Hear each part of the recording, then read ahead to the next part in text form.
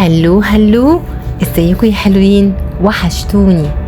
النهارده وصفتنا بسيطة وجميلة وسريعة وبتفكرنا كده بأيام الطفولة الحلوة، وأيام ما كانت كده جدتي وجدتكم دايما بتعمل لنا الأكل الحلو المغذي اللي ما ياخدش وقت، وكمان ينفع لأكلة آخر الشهر أو لأكلة الأزمات. النهارده هنعمل عجة بالبيض، هتعجبكم جدا جدا.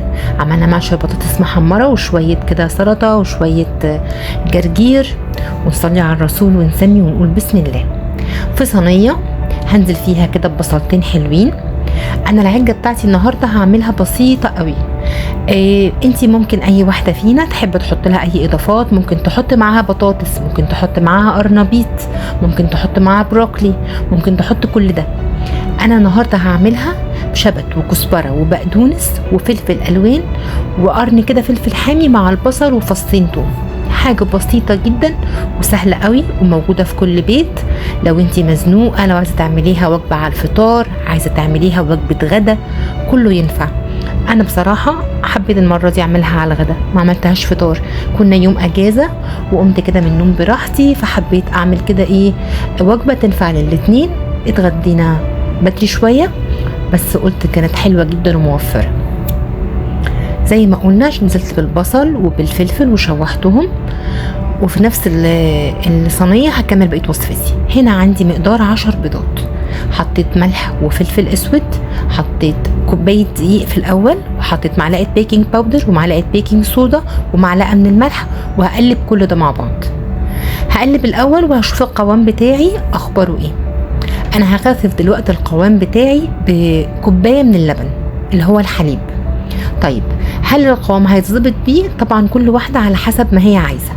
شوفوا هنا القوام لما نزلت باللبن، انا نزلت بكوباية، حسيت انه خف شوية فزودت تاني نص كوباية دقيق. الاول ربع في ربع، هتلاقوني حطيت ربع كمان دلوقتي. يعني ال10 بيضات اخدوا مني تقريبا كوباية ونص من الدقيق. طبعا انا بقول لكم بالكوب المعياري اللي مكتوب عليه 1 كاب ده، اوكي؟ فاحنا كده عشان ما نتلخبطش تاني، 10 بيضات عليهم كوباية ونص من الدقيق، عليهم كوباية حليب، نزلت بطماطمايه شايلة منها البذور عشان ما يبقاش فيها مية.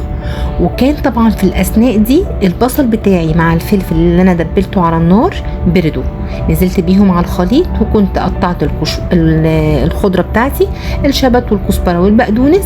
عملت كل ده ميكس مع بعضه، وهاجي في نفس الصينية اللي أنا عملت فيها البصل هنزل بمعلقة من السمنة او الزيت او الزبدة زي ما انتوا عايزين، وهبدرها كده بشوية دقيق كأني بعمل كيكة بالظبط.